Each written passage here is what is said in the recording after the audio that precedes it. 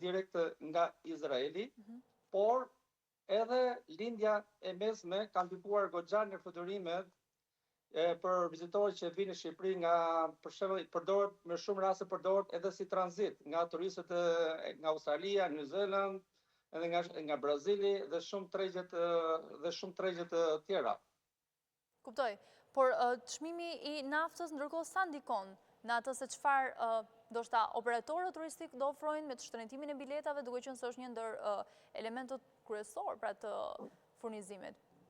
Po natyrisht se ndryshimi i çmimit të naftës do të ketë një efekt zinxhir, natyrisht duke filluar nga transporti turistik. Transporti turistik është pesha kryesore në grupet turistike.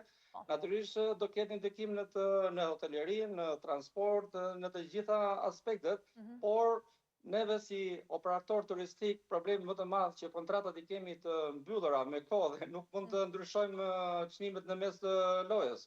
Kuptoj, dhe kjo është paksa do shohim çfarë do të ndodhi në vazhdim. Por që parashikohet pra një shtrëngtim dhe një rritje apo jo për në vazhdim të biletave? Natyrisht me rritjen e karburantit deri tani është 25 deri në 30 lekë është rritur çmimi i karburantit, por neve si operator nuk mund të flasim me partnerët për një rritje